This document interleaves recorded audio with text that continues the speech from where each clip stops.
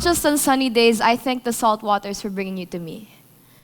But it was sunny that day. I was walking barefoot on the beach thinking it all looks the same. Sun, sand, sky, sea. But then, I saw you. It could have been anyone else. Do you realize how much you look like the rest from afar?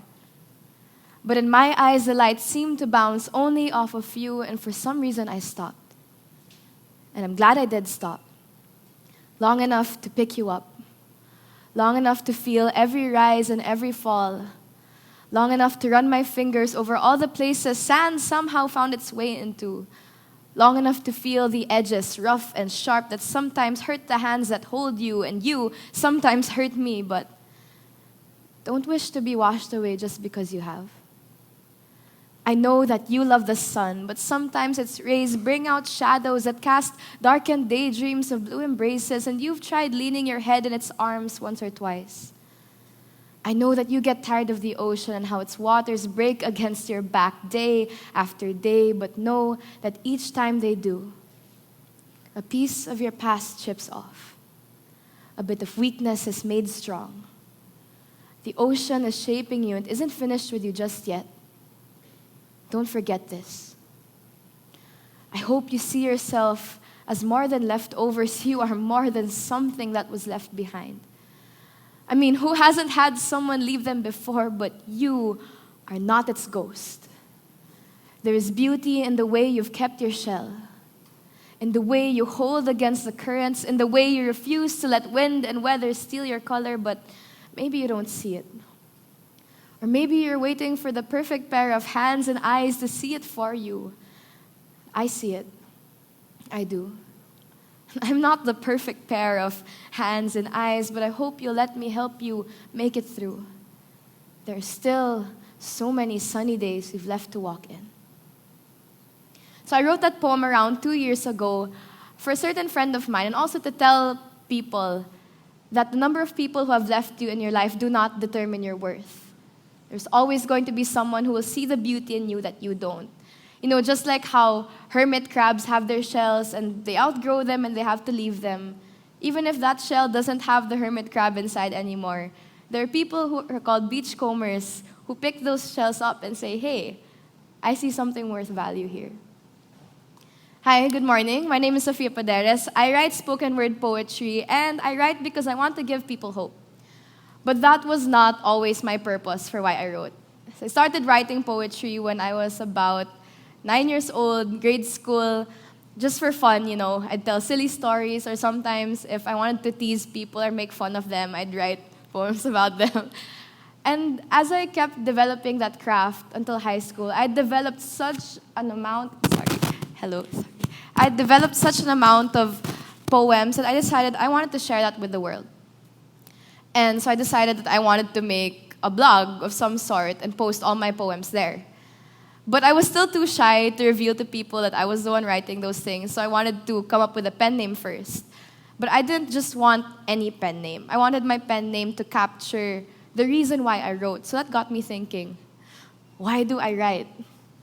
So the first things that came through my head were, because it's fun, because I like doing it, because I can do it, so I will. But I wanted a reason that was beyond myself, and that's what I want to leave with you today. That whatever it is you're doing, whether you're a writer, a graphic designer, or even a scientist, or you want to be an engineer or lawyer, whatever it is that you do, I want to challenge you today to do it for a purpose beyond yourself. So how exactly do we do that? And I just want to take you on my journey of my thought process and how I came up with that vision for my writing, which is to give people hope. So I decided, okay, if I want to write for a reason beyond myself, I have to look outside, obviously. So for you, maybe it could be a worldview, maybe it could be a belief, a cause, like the environment or indigenous people's rights or human rights. Anything that you care about, you could make a long list of those things, but find one thing that you want to focus on. And for me, since that time I was still in high school, my world was still pretty small. For me, that world involved my classroom, my friends, even my teachers. So I thought, okay, I want to write to tell my friends something. And what is it that I want to give them or that I want to tell them? And I thought that time, you know what, I think a lot of people right now are looking for hope. And maybe not just in that time, but even today. Whether it's a small kind of hope that, hey, someone can relate to me, or hey, someone's listening. Or maybe the bigger kind that you need to get you through each and every day. Whether big or small, that was the kind of hope that I wanted to give people through my writing. So there, I had it. I had this vision for my writing, this purpose beyond myself, which was to give people hope. It sounds pretty vague in general, maybe even scary, but actually I realized that I had to make that big decision first before I could take the smaller steps to get there. So it's kind of like positioning yourself in a picture when you're posing with your family or friends. You have the frame here already, and you have people already there, especially because my vision for my writing wasn't exactly super original. I'm sure there are many other people out there in the world who also want to give hope to the writing. But where do I fit into this bigger picture? Where not just my writing, but the way I speak to people, the way I do academics, the way I just interact with people online and offline. Where does that fit into the bigger picture that I have for myself, which is to give people hope? So that's when I started directing my writing towards that path. Because sometimes it gets really intimidating when you think of the smaller steps first, and you think, that's not a good idea, or I'll never get there, or if you think, okay, I'm just gonna keep going and find the bigger reason somewhere along the way. But I think if you just look around you, it doesn't even have to be the rest of the world yet. It can just be the world that you're living in yet. You're going to find a reason already to create, to do, to be for something a bit bigger than yourself. So I started directing my writing towards that, whether it was about joy, about pain, about anger, frustration. I decided that my writing all had to have the element of hope. And just like this poem, some say there is nothing more beautiful than the sunrise, or how the sun's lips lightly spin over the face of the earth and bathe it in soft colors, a gentle reminder that the darkness is over. And some say there is nothing more beautiful than oceans, because no matter how far they are swept away, the waves always find their way back home to shore, healing it over and over again. And some say there is nothing more beautiful than galaxies. How no star tries to outshine the other, every form simply coexisting in a dance of unnamed colors. In space, even death is a sight to behold. A firework display of moon dust and leftover breath from the mouth of God. But I have to disagree, for I've never before seen anything more beautiful than love in its purest form, conquering death, every sliver of fear, every earth-shaking storm. For loving you is sunrise. We have seen each other's midnight, yet still we choose to forgive. Knowing that when light breaks, it covers even the places we thought were beyond love's relentless reach. And loving you is oceans of pushing and pulling, hurting and healing, but we have promised to be there through high tides and low tides, because I know your moon will always draw you home to me, and loving you is galaxies. I have never before felt anything so alive, so vast, that even after claiming we know all the corners and all the coordinates of our maps, there are still so many stars, so many flames, so many meteorites we still haven't named, and that's okay, because loving you is only the beginning.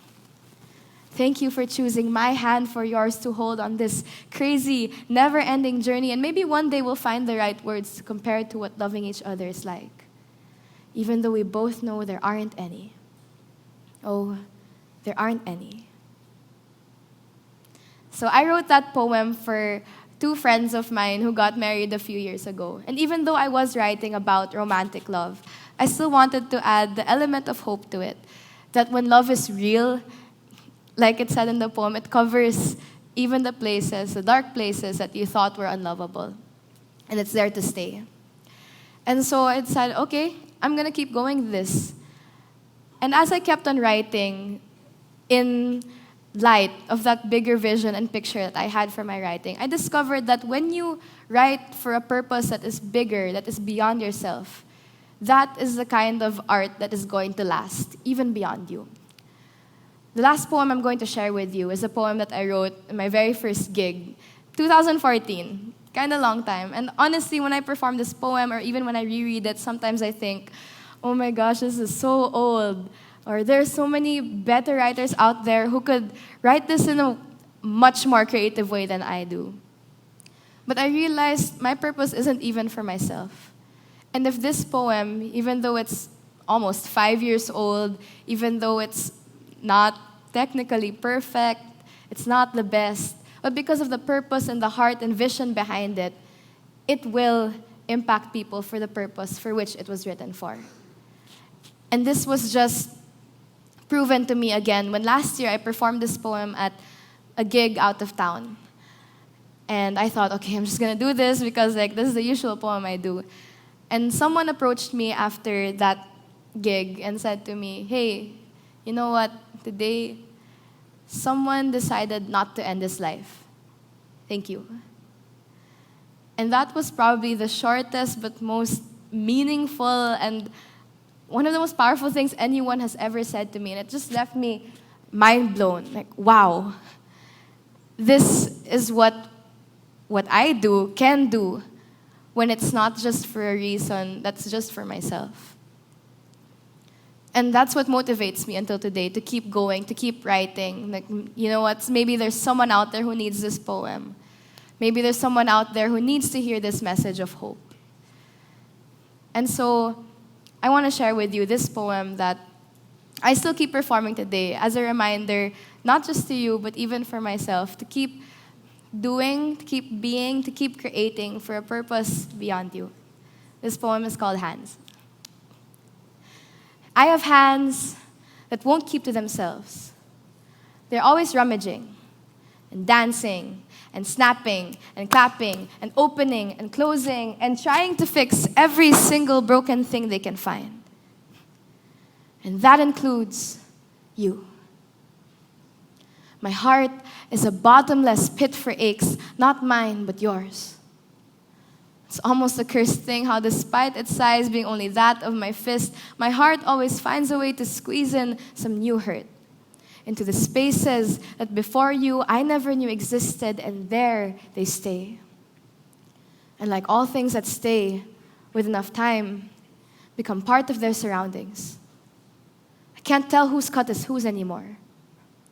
But put me in a room full of people, blindfold me, spin me like a tornado, and make me stop. My outstretched fingers will be reaching for the most broken souls in the room. Call it compassion, kindness, empathy, whatever you like, but there is a fine, fine line between that and the way I bleed. Oh, how I bleed. Forgive my boldness in saying I won't even try to make you understand. The fact that I do somehow understand, put it this way, ripples. I always get the last one because I'm still a child. I like to play pretend. I'm a doctor. I'm a superhero. I'm the one with all the answers, all the weapons, all the magical cures. Take that and that. Ha! Aha! Ha! But as the years wear on, I realize my tools aren't right. And my cape is too tight around my neck. I don't have all the answers. No weapons, no magical cures.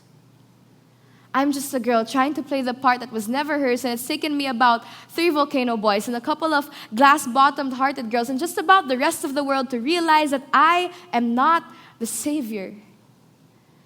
These hands are not made to heal every heart they rest themselves upon, or to fill in that vacuum inside every man, one that nothing, nothing, nothing in this world will ever make whole. So here,